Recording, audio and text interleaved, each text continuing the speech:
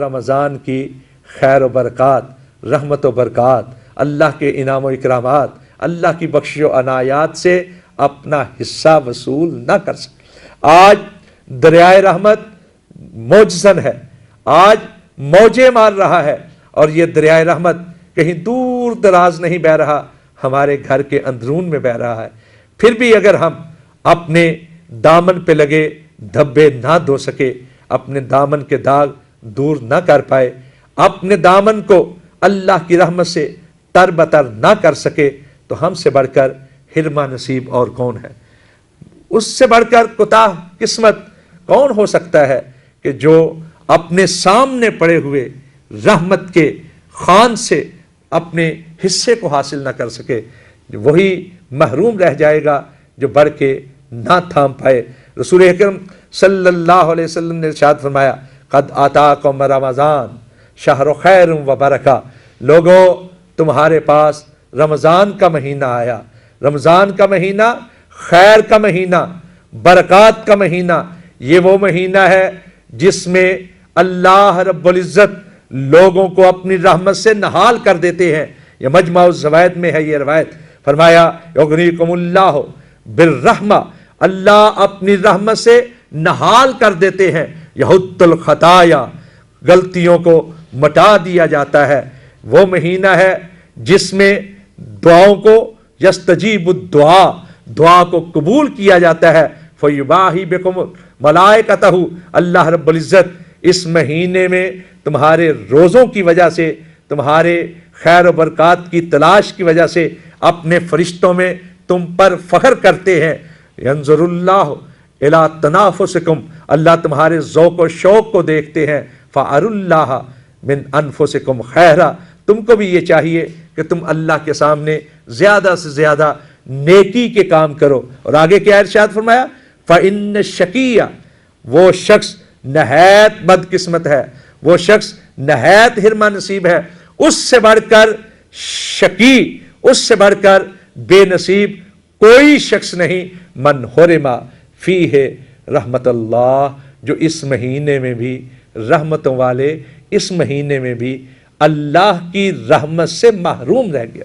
تو حضرات، اس مہینے میں بھی اگر کوئی شخص رمضان کی خیر و برکات سے اپنے دامن کو تر نہ کر سکا، اپنے دامن کو نہ بھر سکا، اس کی رحمتیں بے حد ہو جاتی ہیں، اس مہینے میں بے حساب، بے کنار، بے شمار ہو جاتی ہیں۔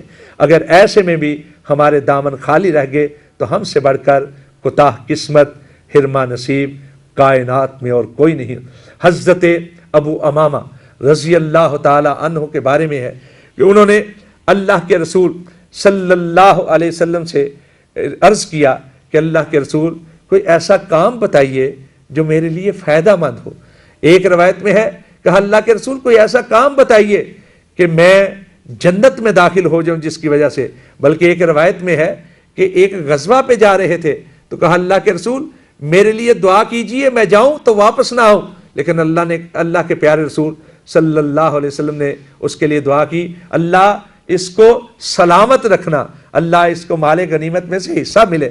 وہ حیران رہ گئے تو اللہ کے رسول صلی اللہ علیہ وسلم نے ارشاد فرمایا، علیک بالصیام، روزوں کو اپنے لیے خاص کر لو، فإنہ لا عدل لہ، اس لیے کہ روزہ ایک ایسی چیز ہے کہ جس کا مقابلہ کوئی اور عمل کر ہی نہیں سکتا۔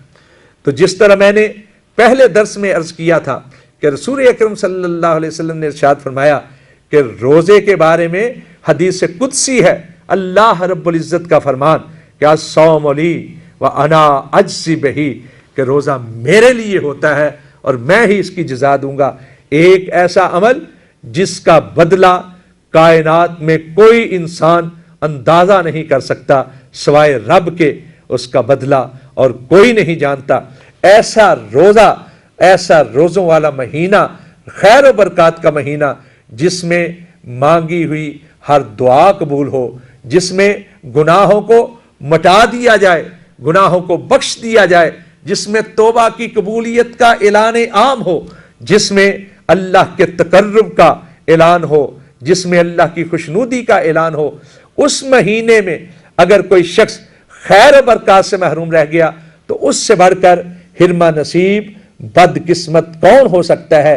اسی لیے اللہ کے رسول صلی اللہ علیہ وسلم نے ارشاد فرمایا کہ جبرائیل نے اس تیسرے شخص کے لیے بد دعا کی جس نے رمضان کا مہینہ پایا اور پھر بھی اپنے گناہوں کو نہ بخشوا سکا۔